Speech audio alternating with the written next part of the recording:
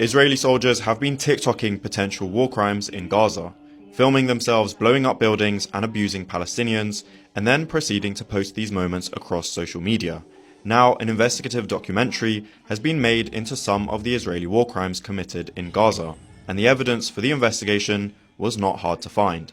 There is an abundance of footage posted online by the perpetrators themselves, even from their personal accounts. At a screening for the Al Jazeera Investigative Unit's film in London, we spoke to some of the people featured in the film about what they witnessed in Gaza as a result of Israel's actions. And above all, those who inflicted it.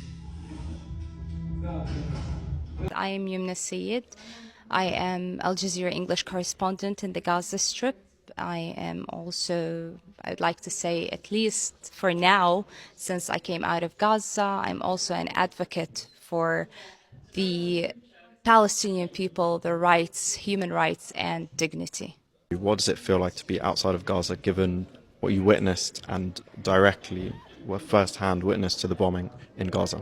Well, first of all, leaving Gaza for me was like the most difficult choice that I had to make, because I felt that I abandoned Gaza. I felt that I was abandoning that very important duty and responsibility to keep on informing the people about the atrocities that are ongoing on a daily basis in Gaza.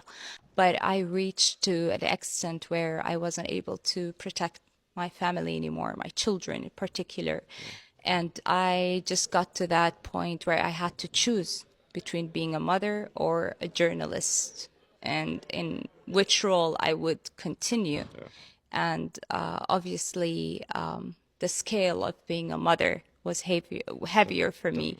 And that was like why I took that decision. It wasn't easy and it wasn't fast. And it wasn't like just when you decide to leave, then you can leave. That comes with a lot of other processes that need to be taken in count and facilitated for you to be able to leave the Gaza Strip. Why do you think Israel targets journalists in the way that it does? And as we've witnessed literally today, another Al Jazeera colleague was targeted by an Israeli sniper. Why do they make such an emphasis on journalists? Because journalists are the main reason why all their atrocities and crimes are exposed. So if you kill the messenger, if you kill the journalist, then your atrocities are not exposed anymore.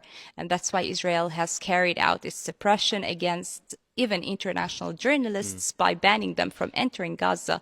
But I don't think that it had expected that Palestinian journalists would continue despite all these challenges that they put for them and carry on exposing their atrocities every single day.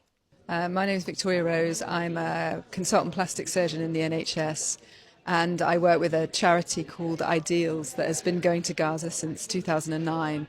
And since the war, I've been back to Gaza with Ideals in March for 2.5 weeks when we were at the European Gaza Hospital, and then I've just come back from a month at Nasser Hospital.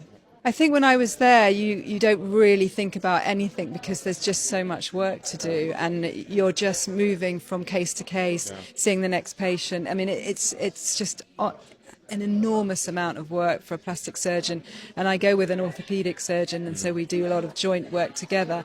And most of what we're seeing, limb trauma, facial injuries, it's all the bread and butter plastic and orthopedic trauma that we get at home, but in very small aliquots. So this was just like a rush of work, and because it was relentless, every time you thought you were on top of it, there would be, a new bombing or a new mass casualty. It didn't stop, so you don't think, you just keep going, keep doing what you can, trying to hold things together. Can you tell us about the people? Tell us about the Palestinian doctors that you worked with, and tell us about the patients that you treated. The Palestinian medical teams are amazing. They are so resourceful and so pleased to see you when you get there. I had a team of medical students that worked with me at the European Gaza Hospital who were absolutely incredible. And without asking, now these aren't even doctors, but I had 8, and 2 of them would operate with me, 2 of them would run the wards, 2 of them would be on call, and at any time two of them would be off. And they just ran this rota, and they'd been running it since January, and I'm there in March. I don't know how they found the resilience to keep going. But it's the same as, my anaesthetic colleagues. They, have been in a war situation since October, and they're still coming to work every day.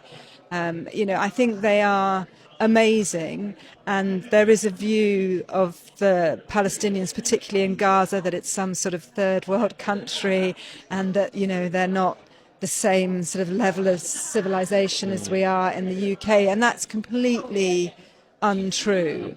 My colleagues have lost their homes, and I'm not talking about some little shack on the beach. I'm talking about 3-story villas, people that drove 2 cars, that had jobs in hospitals. All of that has gone. Very normal. Lives, All of that has gone, and they're still coming to work. They've had their families threatened. They are.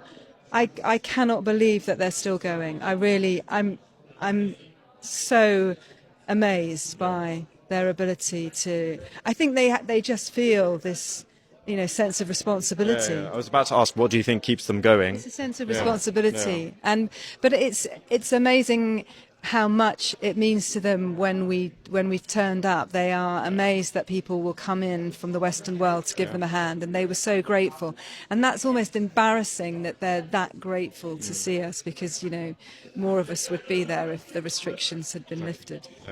Let me just tell you that the past 10 months for me and for my family, since I came out of Gaza and then started, feeling that survival guilt that kept on eating me inside, I felt that I should not be here. This ongoing genocide needs me to be inside with my other colleagues and friends covering this. But there was nothing that I could do about it, because I wasn't able to get back into Gaza. Do you think the world is listening to doctors enough?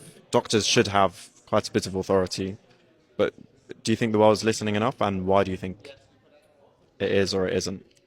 I don't think the world's listening enough at all. I don't think anybody in government has spoken to me about what I've seen or what I've been doing.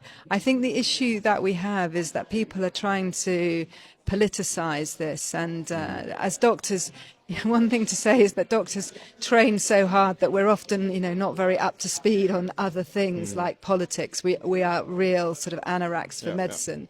I'm not really interested in the politics of this now. I'm interested in the fact that young children are dying, and there are people in this age that do not have the human rights that they deserve.